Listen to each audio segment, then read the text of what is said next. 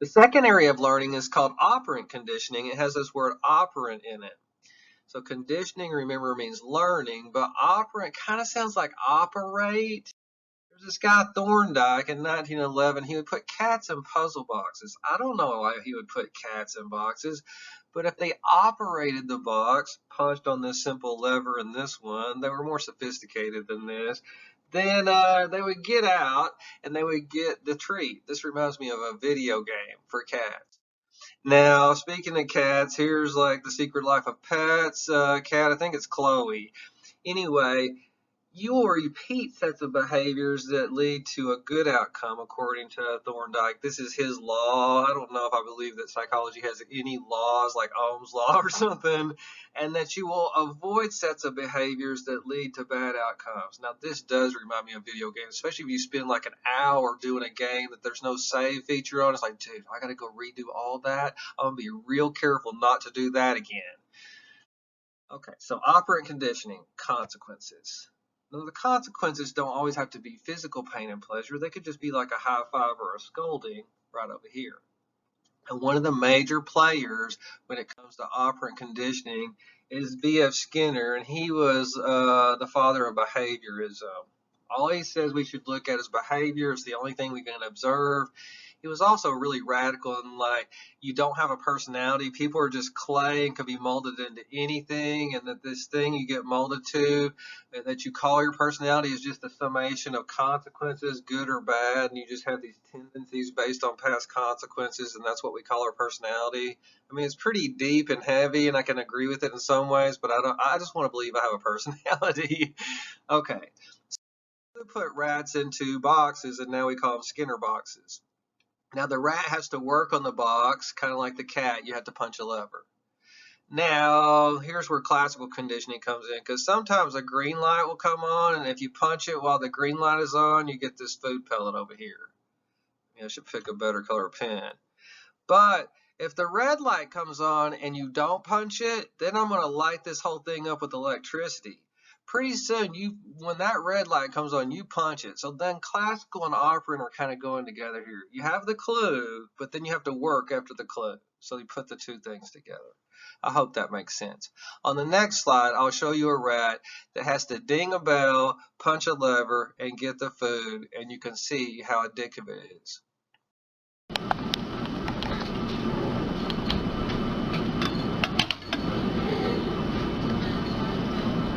Eddie, take 25. Just kidding. So you could see how much he was dinging that bell and punching that lever in the previous slide. So coming back to Skinner, one of the main things that he talked about was this idea called shaping. So when you shape an animal, just like I'm shaping this thing over here, you reward closer and closer approximations to a desired response. You don't just assume the animal is going to do what you want to right away. For instance, when I got Rowdy as my dog, I wanted him to shake. And I just say, shake? Well, he's not doing it right away. Well, you have to shape him up, work him up to it. I call it baby steps. And so first thing I would do, because Rowdy was a rescue dog, is if he would let me touch his paw, then I would give him a cookie. I would say shake while I was doing it to reinforce that word to make it a CS. And eventually, if he would let me grab his paw, I would give him a cookie, as I said shake. But that's not shaking. Then eventually I would grab his hand, if you can see this, and I would lift it manually in the air and say shake, and I would kind of do it up and down. And if he would let me do this, because keep in mind he's a pound dog, then I gained his trust up to here, and then, he would say, okay, he's going to get a cookie, so he'll let me like hold his foot in the air, or you can't see what I'm doing right here, right here. Then eventually came the day when I said shake, and he does what I call happy cat, and he just does his foot in the air all like this all the time because he wants a cookie, you know what I mean? Now it's annoying, but if you go shake, it's like right in the air like happy cat. Okay, so that's how I shaped his behavior for shaking up to this target. Now I think I have Skinner on the next slide shaping a pigeon. And we're going to try another pigeon now, and I will try to pick out some particular pattern of behavior and make it a more frequent part of the repertoire of the bird. Very fine. This bird has been already conditioned to eat when the magazine sounds and the light flashes. Now we'll just watch its behavior a bit. It's not doing anything in particular, you see, but I'm going to try to get it to do something. Suppose I shape up the behavior of making a complete turn. What I do is simply, as I did then, to wait for some part of that behavior. There's more of it, you see. You can see that the effect is instantaneous. I'm waiting for it to turn counterclockwise now. And then I reinforce that movement. And I wait for a more pronounced movement than that. It's got to be more than that.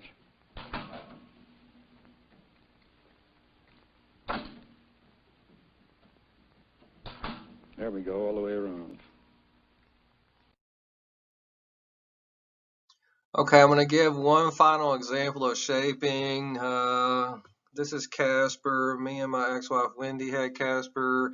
There's corgis in my apartment complex too, so corgis are really crazy dogs.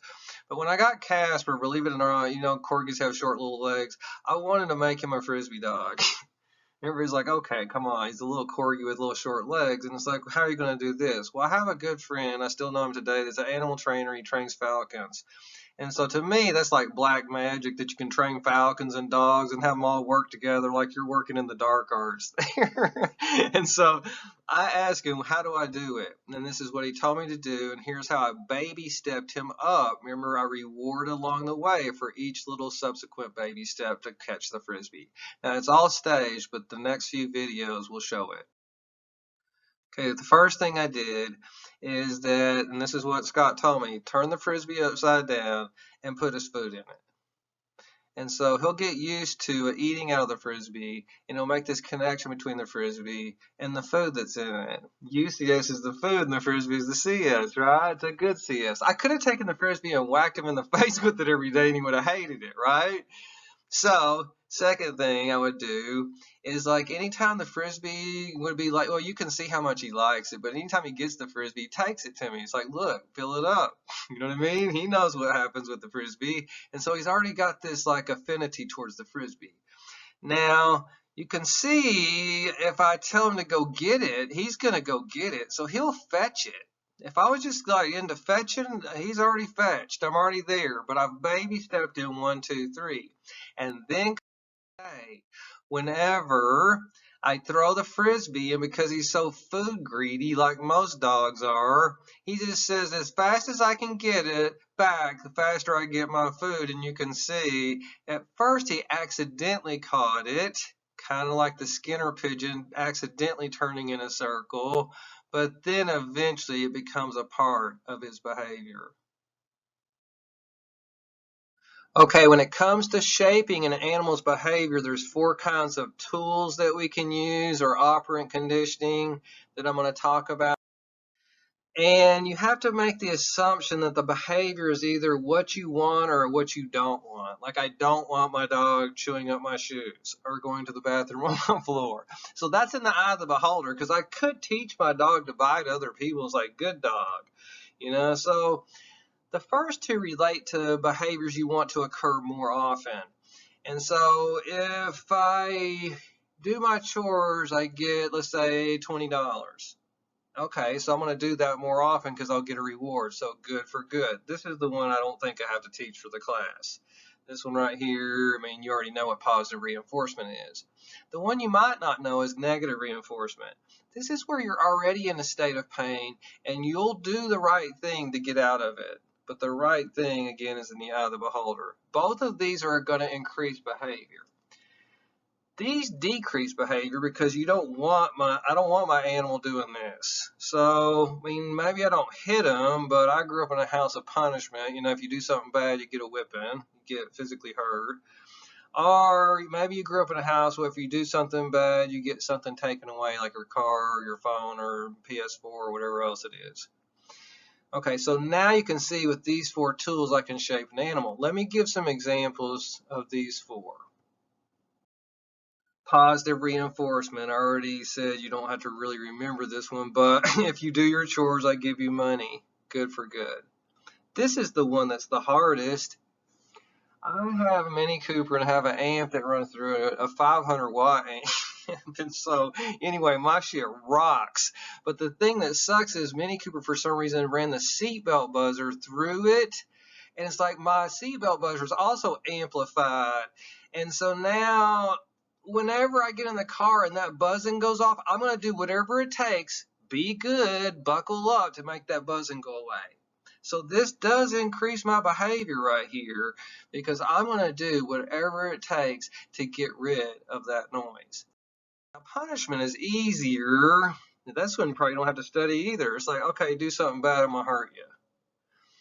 But this one's easy too. If you do something bad, I will omit your phone. If I look at it this way, these two guys right up in here, I probably should have picked a different pen. These two guys right up here make the behavior occur more often. I clean my room more, I buckle my seatbelt more.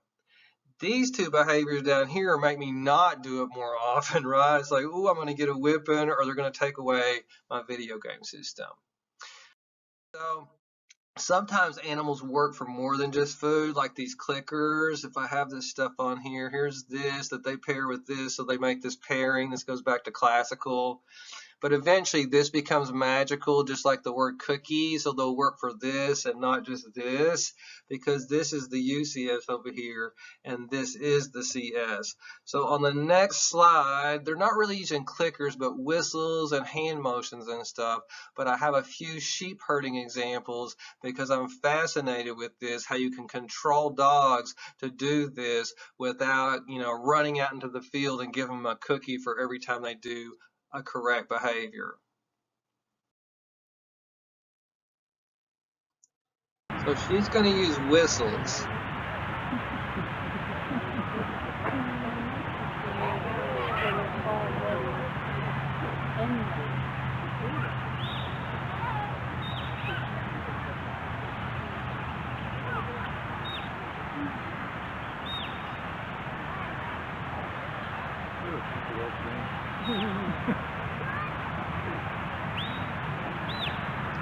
It's just fascinating to me that she can just whistle them down there and that the sheep will just follow along.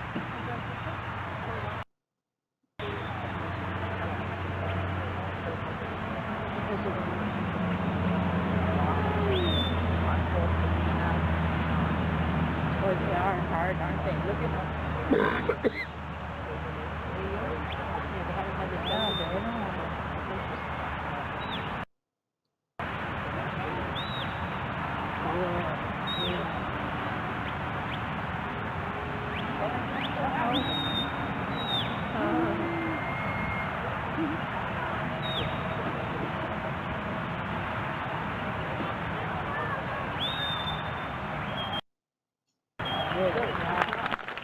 That one is so good.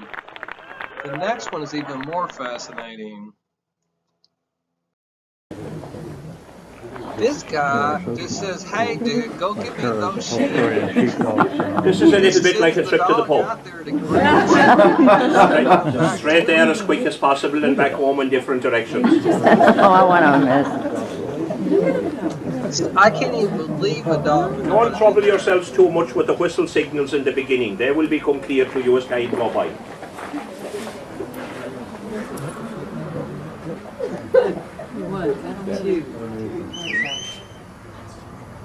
I mean, for a dog to go get the sheep out of the field and bring them,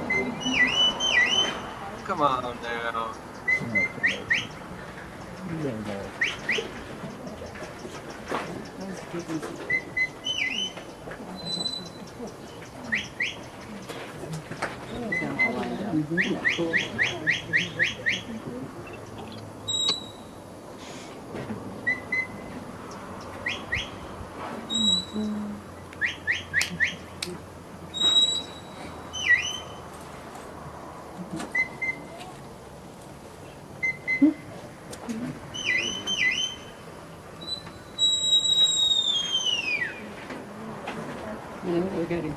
Sit down.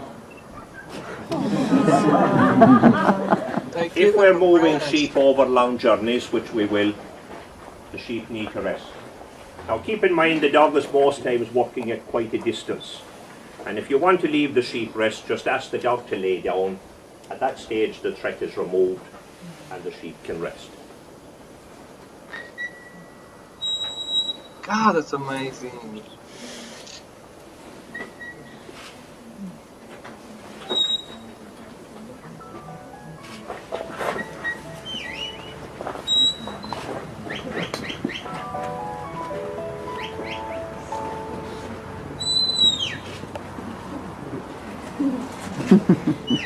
Hey, steady.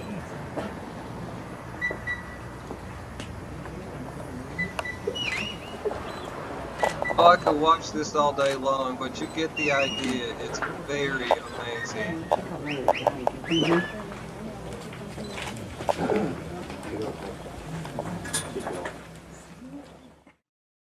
One last thing I need to address as far as operant conditioning goes, and that is like, when do I give the treat, or how often really do I give the treat? Do I always give my dog a treat every single time he kennels up? That becomes a problem. Animal trainers will talk about this because if you don't have a treat, they won't kennel. But if you do it some of the times, they will always kennel. It's a weird thing. So we're going to talk about reinforcement, which is pretty easy, but I have this box down here to help you out. Things can be fixed or things can be random. That's what variable is. And so let me just talk about time. Interval is an amount of time. So a fixed amount of time would be like every 6 hours something happens. A variable amount of time is like, I don't know, it could be 2 hours, could be 30 minutes. I have no idea. That's why it's variable. Okay, so I hope that makes sense so far. Now, a ratio is how many actions do you have to perform? Is that fixed? You do it 10 times and then you get a treat? Or you don't know how many? Is it 87 times, 100, 237? You don't know. Okay, so let me give an example of these 4 quadrants. Okay, fixed interval. This is what I would feed my dog Rowdy on every 12 hours. I don't know why I did it. 6 in the morning, 6 at night. 6 at night's not a big problem, but 5:58 in the morning, he knows because he's on that fixed interval schedule of reinforcement.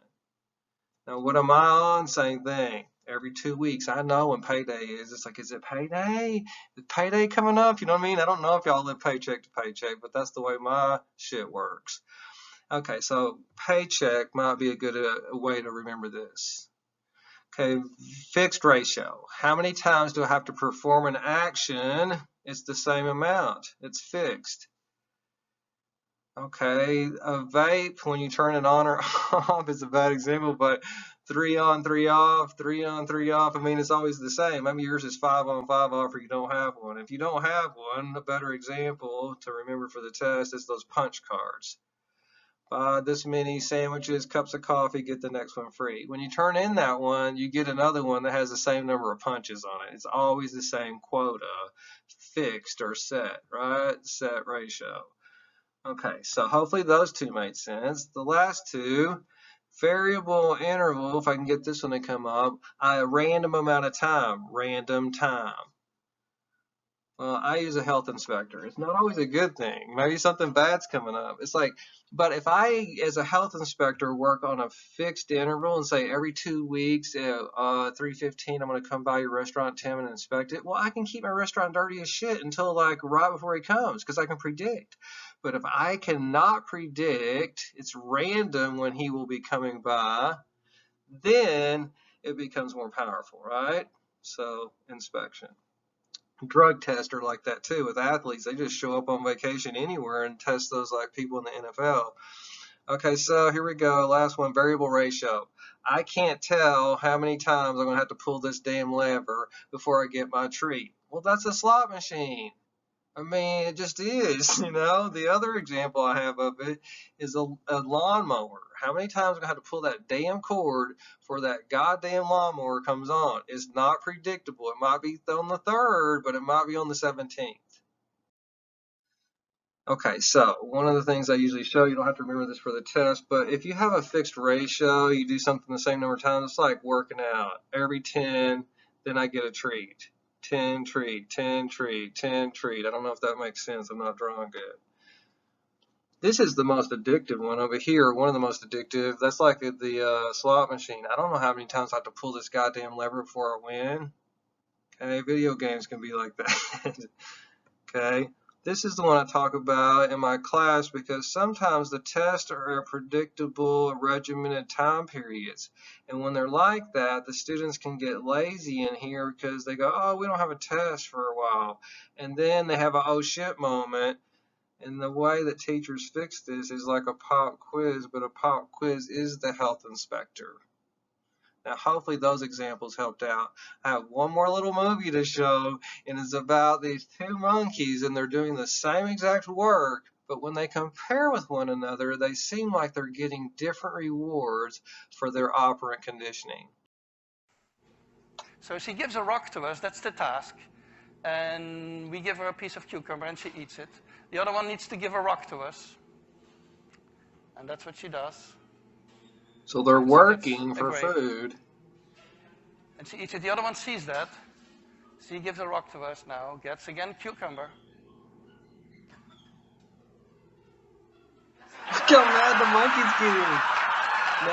Now she's figuring out this isn't fair. We're working and doing the same job. I want the better treat.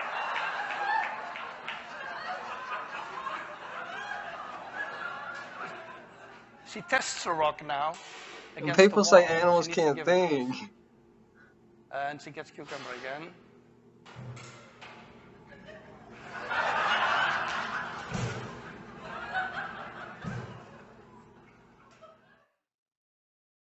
Okay, I hope y'all are still with me. The last kind of learning is social or group learning. I'm a social psychologist, so we learn from watching other people. And basic forms of learning from other people is mimicry. Monkey see, monkey do. And so we just see other people, we do what they do. You know, that's why sometimes, like, even though I love the F word and saying, God damn it, I got to be careful around little kids because they'll just do whatever you do. Right? And so social mimicry is pretty understand. Speaking of monkeys, I love monkeys. And so sorry about the monkey motif, but monkeys, I didn't know this, were not naturally afraid of snakes. And they learn this. And how do they learn it? Well, when their parents see a snake, their parents jump up and down and start making a lot of noise. And so they just mimic their parents anytime they're around this thing. And so over time, they start doing it when they have babies, and they just pass it on. This leads to one of my favorite stories. I hope I have this little picture on here. This is a pot roast. And this is the pot roast story. It has to do with how tribal knowledge gets passed. Anyway, one day a daughter and her mom are cooking a pot roast. The mom cuts off each end and puts it into the pan right here and then puts it into the oven. And the daughter says, why do you cut off each end before you put it in the pan every time? She goes, I don't know. That's the way Grandma did it. That's the way I do it. It's probably the way you're going to do it. So one day, they're over at the grandma's house, if you're following my story. They asked the grandma, well, why do we cut both ends off before we put it in the pan in our family into the oven? She goes, oh, honey, I never even thought about that. When me and your grandpa were young, we were so poor that we had one little bitty pan, and I just got in the habit of cutting that roast off on each side to make it fit down in that pan, that I've always done it that way, never thought about it. So inadvertently, this knowledge got passed down, just like with the monkey. Okay, if you take another class from me, I'll go off on that. The second type of learning is vicarious. This is where I get tired of parents trying to vicariously live through their, kids. It's like, no, you already had a life. You go live that, and I'll do what I want to do. My dad always wanted me to be a lawyer. It's like, yeah, that's what you want to do. I don't want to be a lawyer at all. Okay? Don't make me go Spike Lee. Spike Lee says parents kill more dreams than anyone. So we learn through the consequences we see other people receive. So if I see my little brother getting in trouble for doing something, I go, maybe. See, I'm the oldest kid. I didn't benefit from that. They all looked at me. It's like, maybe we shouldn't do that. Tim got in trouble. You know what I mean? So I kind of tested the waters. Okay, so these are the two kinds of learning that we're going to finish up with, but they're real easy. Monkey see, monkey do, or what I call monkey see, monkey maybe do, based on what happened to monkey number one. Okay, so we have all kinds of public examples where we shame people, the stockades, whatever the pillock or whatever the other one was. Maybe that's what this one is. But we also like, celebrate people in public. And so we want to emulate these kind of people and avoid these kind of people. Speaking of mimicry or vicarious learning. The most famous study in this area came in the 1960s, and these were the Bobo doll studies. Now, when I was growing up, they had these everywhere, but it's just like a blow-up doll, and it has sand down here, and it stands straight up, and you can just punch it. And so these are the Bobo doll studies, because this is the Bobo doll. There are two different studies that relate to the two different kinds of social learning I just talked about. In study one, what all kids would do is watch a little movie. And on the movie, some adults would be acting aggressively with this Bobo doll. So they would, see what adults were doing. And other adults would be acting in a passive manner. So there was a room with many toys, including the Bobo doll, and you'll see it on the movie I'm fixing to show. Okay, so some adults ignored the doll, and other adults that went straight for the doll, kicked it, punched it, hammered it in the face, all these different things, and the kids witnessed it. Now what happens, one at a time, these kids are placed in the room with the doll, and they want to see, do the kids reenact what they just saw? And I think this is where I have the movie of what they watched first, and then we'll see what they did. Okay, so monkey see, monkey do is what this is. So you can see right here the adult hammering it in the face. It's going to pick it up, so that's another action that they look for, throwing it. Kicking is another one. I've watched way too many violent movies. This isn't violent enough for me. And then fourthly, I think she gets on top of it, pins it down, and keeps punching it in the face.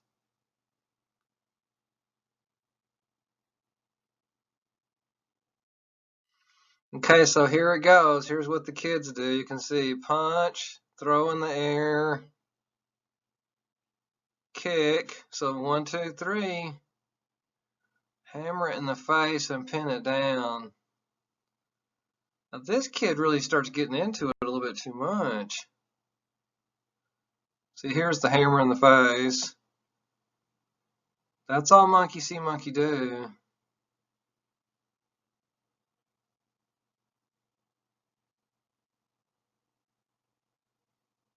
And then pin it down. So that's the reenactment, but they take it a little bit further.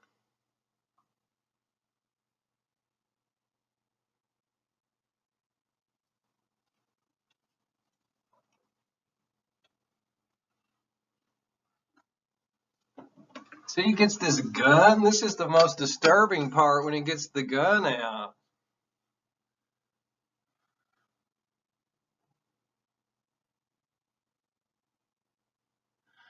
Now, if you think the little boy is disturbing, wait until you see the little girl that's fixing to come on the video.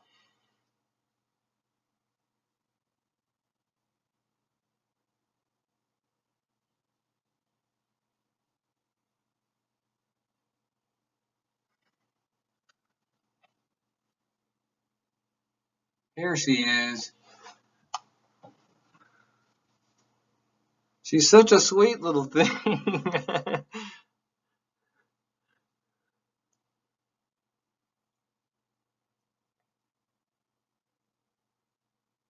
See, throw in the air. There's other toys she can play with. See that stove over there? And she does play with other toys.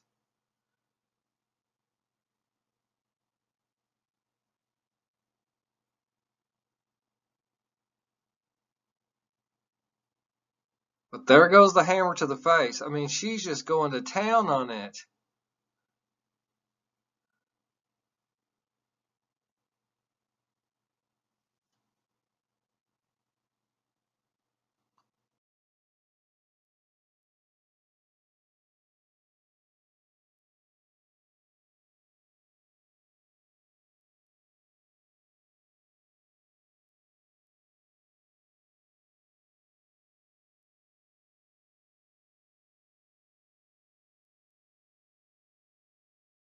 Okay, so you get enough of the picture there. In study number 2, what they do is they watch the video with the adult, the video I showed you, but at the end of the video, another adult comes in and either punishes that adult in this video or rewards that adult in this video for being violent with the Bobo doll. So now this is vicarious learning. Now the kids are led into the room with all these toys, including the Bobo doll. And what happens? These kids right here, they don't touch the doll because they're just like, uh-oh, if I touch the doll, I'm going to get in trouble just like the adult did. I hope that makes sense, but basically what all of this does revolve around, and if I can get off of this one, is not only vicarious learning, but TV violence. And if you took another class from me, I would go into TV violence, even though I watch a lot of TV violence and play a lot of violent video games. But anyway, that's not today's lecture. I'll see y'all next time. Have a good day. Bye.